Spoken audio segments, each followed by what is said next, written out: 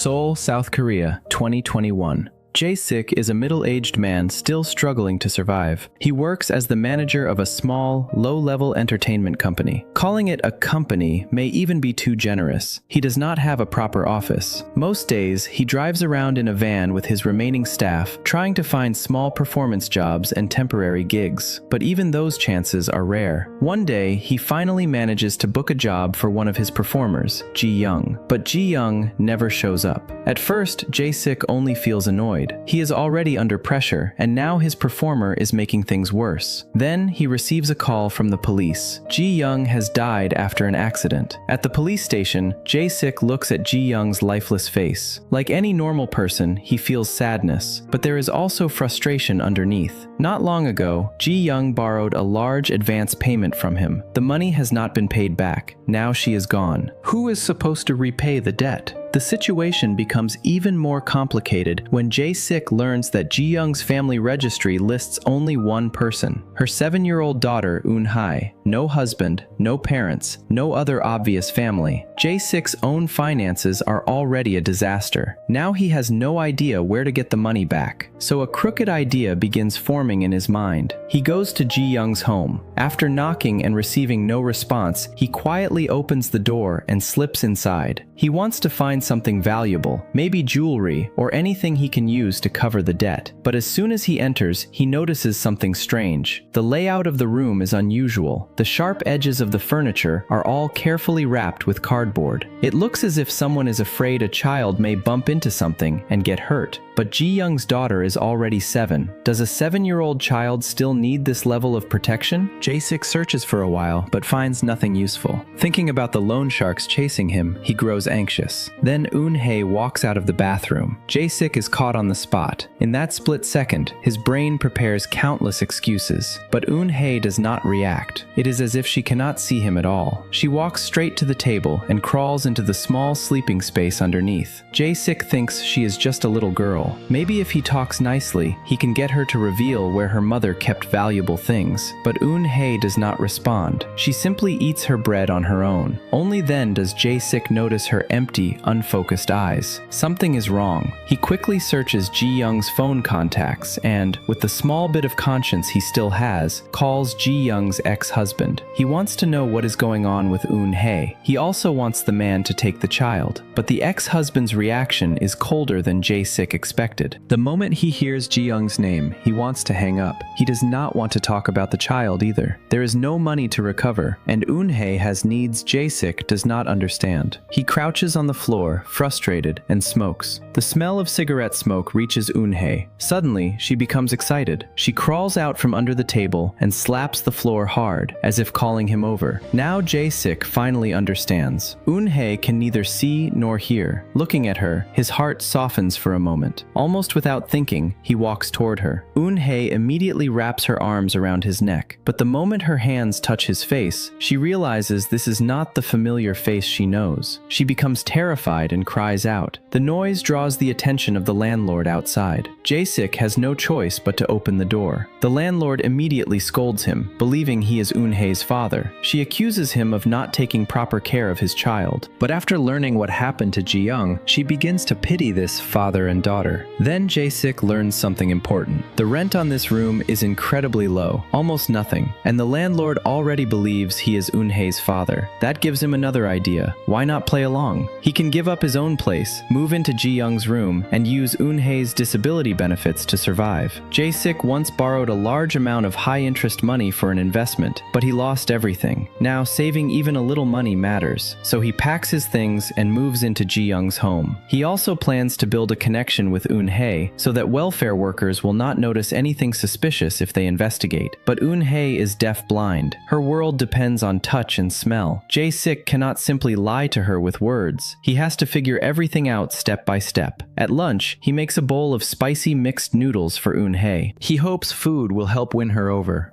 But Eun-hye is like a cautious little animal. She smells the noodles again and again. After struggling for a while, she still chooses the bread she usually eats. Jae-sik is irritated by her rejection, so he takes away all the bread in the house. Then he asks his staff for advice. How can he make a 7-year-old child willingly call him dad? Everyone tells him to give up. A 7-year-old already remembers things. How could she suddenly accept a stranger as her father? But Jae-sik refuses to quit. After returning home, he makes noodles for Eun-hye again. When he opens the lid, he sees her eyes brighten slightly. She swallows, tempted by the smell. Jae-sik thinks this may finally work, but Eun-hye still reaches for bread. Only this time, the cabinet is empty. Jae-sik has cleared it completely. When Eun-hye cannot find the bread, she breaks down and cries. Seeing her curled under the table, so small and helpless, Jae-sik thinks about her situation. She is a disabled child. Her mother is gone. Her father does not want her. In the end, he gives in. He goes out and buys bread for her. But after the bread is in front of her, Eun-hye reaches into Jae-sik's bowl again. After all that effort, Jae-sik feels completely exhausted. He has never had a wife or child. He never knew a child's mind could be this hard to understand. One moment she refuses something. The next moment she wants it. After eating messily and covering herself in sauce, Eun-hye finally walks into the bathroom. There, she discovers Jae-sik's shaving foam. She sprays it everywhere. This is a texture she has never felt before. Soft, thick, strange, and fascinating. Like the noodles, it opens another tiny corner of the world to her. She plays with it happily. Seeing that he has finally made Eun-hye smile, Jae-sik lets out a long breath. But the loan shark's calls are becoming more urgent, so Jae-sik changes his plan. Pretending to be Eun-hye's father, he wants to see if he can get back the housing deposit Ji-young paid to the landlord. After confirming that he is supposedly moving out, the landlord suddenly contacts him. She says she is coming over to clean, so a real estate agent can show the place. The landlord is also the head of the neighborhood women's association. Jae-sik has been living there for days, but he has not properly cleaned up Eun-hye. She is still wearing clothes stained with sauce. If the landlord sees her like this, she will accuse him of neglecting the child. Sure enough, the moment the landlord arrives, she scolds him again for not taking proper care of Eun-hye. She tells him to bathe the child immediately. Jae-sik is afraid people will realize he is not close to Eun-hye. He is afraid they will discover his real purpose. He is a man pretending to be a father, so he can take the housing deposit and disability benefit.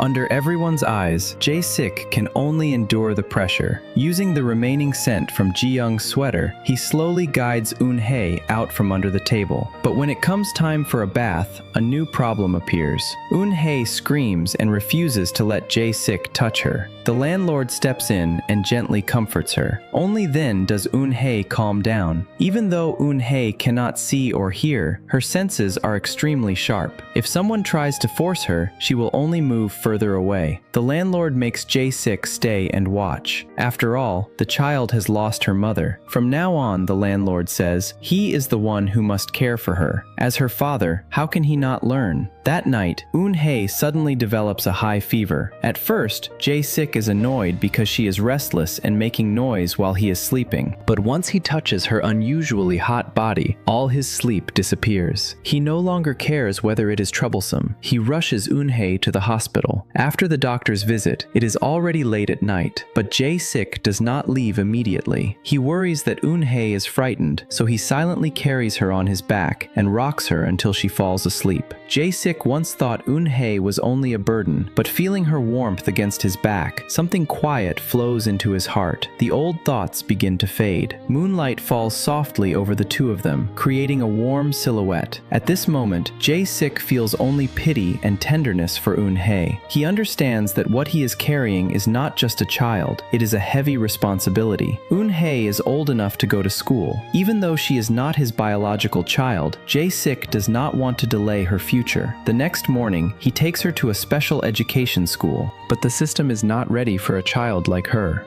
The existing education plans are divided separately for visually impaired children and hearing impaired children. They do not truly account for a child who is both deaf and blind. Eun-hye is registered as visually impaired, but she cannot hear sounds. She cannot see sign language. Sitting in class, she only laughs blankly, unable to take in the lesson. Continuing this way would be meaningless, so Jae-sik takes her away, deciding he will teach her himself. A small child like Eun-hye must be watched every second when outside. Seeing her rely on him completely, Jae-sik begins to feel a strange sense of fatherly duty. He places his finger into Eun-hye's hand and firmly leads her home. Jae-sik buys letter blocks and teaches Eun-hye to feel their shapes with her hands. The first word he teaches her is dad. Every time Eun-hye correctly traces a syllable, Jae-sik cannot help cheering. She cannot see his smile or hear his voice, but she can still feel his joy, and she laughs with him.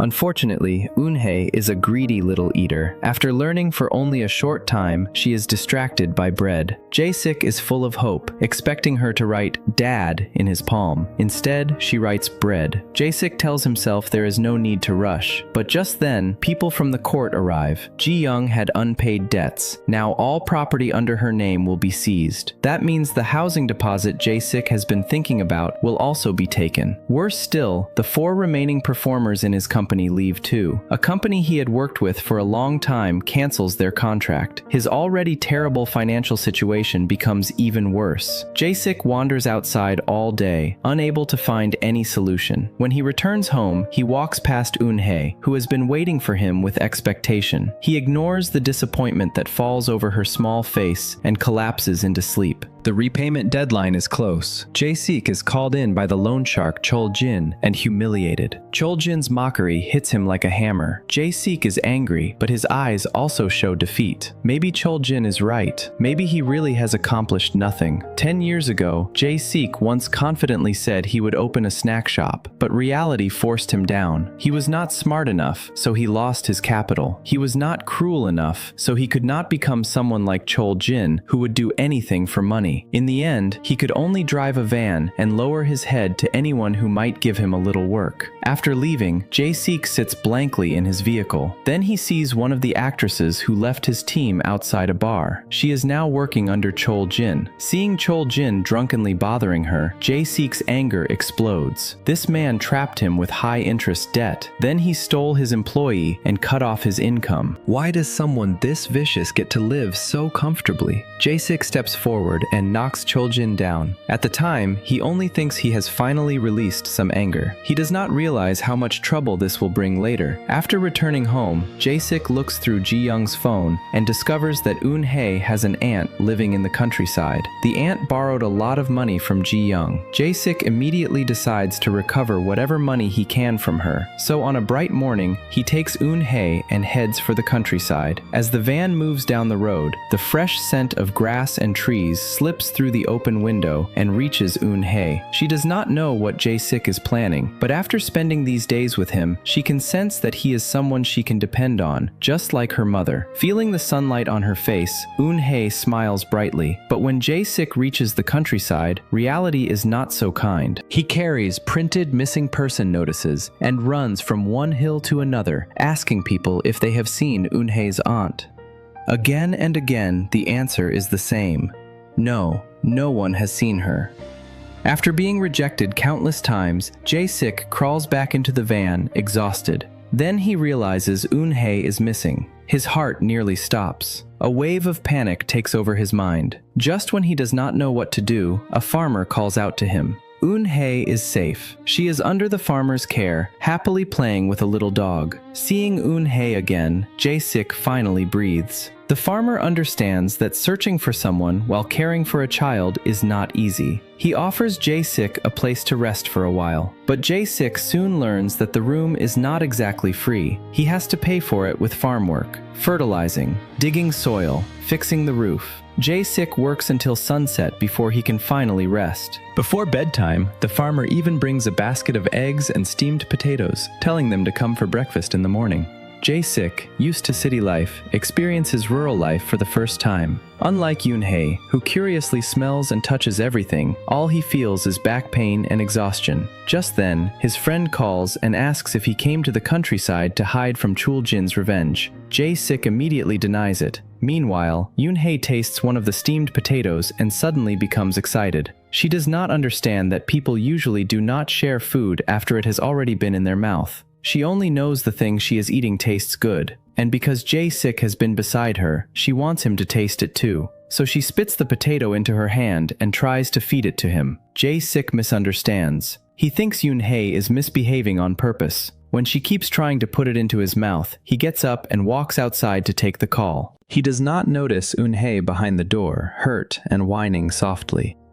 The next morning, Jae-sik takes Eun-hye back onto the road. Eun-hye signals that she wants water, but in the countryside there is not even a small store nearby. Where is he supposed to get water? Then they pass a watermelon field. Jae-sik gets an idea. He sneaks into the field and cuts into watermelon after watermelon, searching until he finds a sweet one for Eun-hye. Thinking nobody is around, he happily takes her to a small stream and feeds her watermelon. But he forgets to look up. A security camera is watching from above. As Jae-sik feeds Eun-hye, he also teaches her the word. He guides her hand over the smooth outside and the wet inside, explaining that this round thing is called watermelon. He knows Eun-hye cannot hear him, but he still speaks softly and patiently, helping her recognize the world little by little. While Jae-sik is playing happily with Eun-hye, a voice suddenly comes from behind. The woman introduces herself as Yeon-ju. Then she asks why he stole from her family's watermelon field. Jae-sik tries to deny it, but when Yeon-ju shows him the security footage, he has nothing left to say. So once again, Jae-sik ends up in the fields, using labor to pay for what he damaged. He is clumsy and exhausted. After working hard, he finally lies down in the van to rest. But Eun-hye wants to go outside and play. It is raining heavily. If she goes out, she may catch a cold. Jae-sik refuses to move. Eun-hye curls up in the corner, sulking. That lonely little back makes Jae-sik's heart ache. Fine, if the child is happy, that matters most. He dresses Eun-hye properly and follows close behind her with a large sun umbrella, shielding her from the rain. Eun-hye runs excitedly across the grass. She plays with mud. She steps in puddles. Jae-sik lets her do whatever she wants. All he needs to do is become the umbrella that protects her from wind and rain. Back in the van, Jae-sik uses the mud Eun-hye likes to continue teaching her words.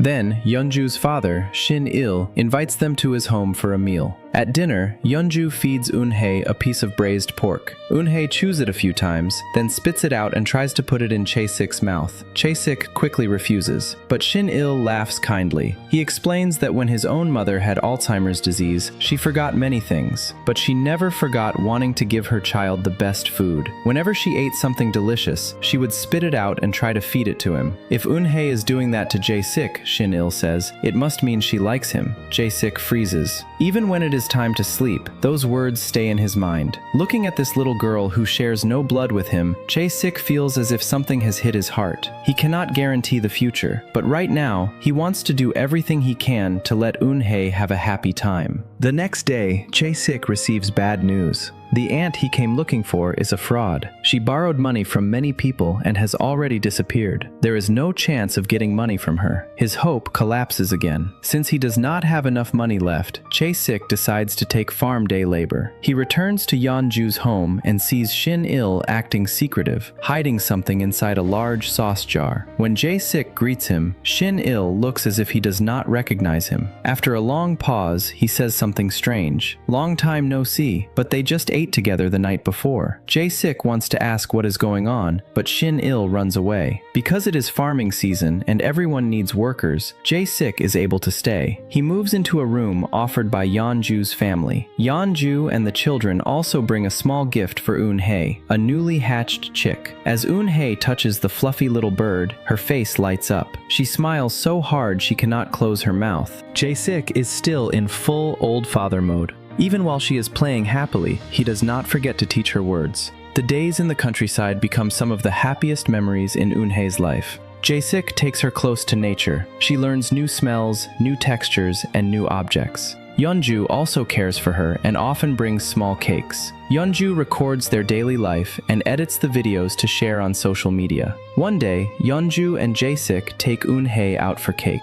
Then Shin-il calls, sounding anxious. He says something of his is missing. Yeonju hears the panic in his voice and gets ready to go home immediately. Before leaving, she gives Eun-hye a little outfit. On the bright, long-sleeved shirt, Yeonju has embroidered a watermelon by hand. That watermelon was how they first met. It is also where this part of their story began. Jae-sik looks at Eun-hye smiling sweetly in the sunlight. A quiet emotion rises in his chest. He can hardly believe that when they first met, he allowed her to wear dirty, messy clothes every day. Now Eun-hye looks so beautiful. He cannot stop looking at her. But the good days do not last. Chol-jin finds him. Because Yeonju's video exposed Jae-sik's location, Chol-jin comes with his men. They drag Jae-sik outside and beat him. Chol-jin warns him that he will give him only 1 more week. After that, there will be no more mercy. Before leaving, Chol-jin takes Jae-sik's van as repayment. He also keeps humiliating him. His words cut straight into Jae-sik's weakest place. Maybe he really is useless. What can someone like him do? Now Chol-jin knows about Eun-hye too. Keeping her by his side may no longer be safe. But can Jae-sik really bear to let her go? Remembering Shin-il's strange behavior near the sauce jars, Jae-sik decides to see what he was hiding. But the moment he opens the lid, Yeonju appears. She says both her father and Eun-hye are gone. Jae-sik immediately remembers the strange confusion in Shin-il's eyes that morning. He realizes Shin-il may also have Alzheimer's disease. If Eun-hye is with him, she could be taken anywhere. Jae-sik and Yeonju rush out. They search across the fields from sunrise to sunset. Finally, on a riverbank glowing with golden light, they find Shin-il and Eun-hye. Shin-il sits quietly, looking into the distance. Eun-hye leans gently beside him. From far away, the scene is peaceful and beautiful. But to Jae-sik, it hurts like a dull knife. How quiet, how warm, how beautiful. And yet, it may all end soon. Jae-sik suddenly feels deeply sorry to Eun-hye. If he were not so powerless, he might be able to keep even a little piece of this happiness for her. That night, thinking about what must happen tomorrow, Jae-sik cannot sleep. Eun-hye seems to sense something. She reaches out and touches the wounds on his face. Then she frowns and blows softly on them. Her gentle breath carries a child's pure warmth. It lands again and again on Jae-sik's heart. In the dark night, this tiny person gives him the simplest comfort. All his fear and anxiety seem to be blown away by that soft breath. But his guilt grows even heavier. A tear slips from Jae-sik's eye. He takes Eun-hye's hand and guides her to feel the warm tear. Remember this, Eun-hye. This is called a tear. The next morning, Yeonju calls them for breakfast as usual. But when she opens the door, the room is already empty. Only a note from Jae-sik proves that this unusual father and daughter once stayed there. In the note, Jae-sik tells Yeonju that the thing her father was looking for is hidden inside the sauce jar. That money could solve Jae-sik's debt crisis, but he did not take it. He admits that in the past, he saw only money. But now that he has Eun-hye, even if he is poor, desperate, and petty, he must set a good example. Things that do not belong to him cannot be taken. Jae-sik brings Eun-hye back to Seoul. With Chol-jin still chasing him, he knows he cannot drag Eun-hye into danger. He must find another place for her. Eun-hye has no idea that separation is coming. She sits in the vehicle, humming softly, believing this is just another new trip. The first person Jae-sik contacts is Eun-hye's father. He wants to tell the man before he hangs up that Ji-young is dead. Only then does Eun-hye's father finally agree to meet. But he has been separated from Ji-young for a long time. He already has his own life. He talks about his difficulties, offers money, and even kneels, hoping Jae-sik will understand that he cannot raise Eun-hye. Jae-sik does not even want to look at him. What kind of father refuses his own daughter? Before leaving, Eun-hye's father gives her toys and bread. Because they are things Eun-hye likes, Jae-sik does not stop him. But now that the father is not an option, there is only one road left: a welfare facility. Jae-sik cannot bear to leave Eun-hye so quickly. There is still something he has not done. He has not taken her to the sea, so he brings her to the beach. Jae-sik stands quietly nearby, his eyes following Eun-hye the whole time. They are filled with tenderness and reluctance. He wants to carve every detail into his memory. Eun-hye laughs and plays by the sea, feeling the wind and sunlight. But Jae-sik's smile never truly reaches his eyes. After a sleepless night, Jae-sik drives Eun-hye to the welfare facility. While filling out the paperwork, he suddenly stops the staff member. He knows that once he walks out of this door, the warmest light in his life may disappear forever. Jae-sik crouches in front of Eun-hye and holds back the cracks in his voice. He opens a piece of bread and gives it to her. "Eat this, kid. After this bread, you will have a new life. After this bread, you will have a new beginning. Whether you remember me or forget me does not matter anymore." Eun-hye cannot see Jae-seek's back. She cannot hear his footsteps leaving. She thinks this is simply Jae-seek feeding her like he does every day, but gradually, she notices something is wrong. She cannot smell Jae-seek anymore. She slaps the seat with all her strength, but there is no familiar response. Panic takes over. Eun-hye cannot say, "Where are you?" She cannot say, "Don't leave me." All she can do is cry out. Her eyes red, she runs toward the door and pounds on the locked glass. She tries to call Jae-seek back with her cries. The sound echoes through the quiet space, and it hits Jae-seek's heart again and again. Then the door opens. Jae-seek cannot leave her alone. Eun-hye writes the word tear in his palm. Then she taps her own forehead hard, as if asking who she is. Jae-seek holds back his pain and writes her name, Eun-hye. Then Eun-hye asks who he is. Jae-seek's hand trembles as he writes his own name, Jae-seek. But what Eun-hye writes back is not his name. She writes, Dad. The word is simple, but Jae-seek knows it carries too much emotion. In that instant, every fear, every concern, and every excuse falls away. He pulls Eun-hye into his arms and breaks down crying. She will not be a passing stranger in his life. In this cold world, after so many struggles and wounds, she has become the warmest and most precious gift he has ever received. To Jae-seek, Eun-hye is the most precious person in the world. That's all for today's movie recap. If you enjoyed this story, don't forget to subscribe our channel, like, comment, and share. I'll see you in the next one.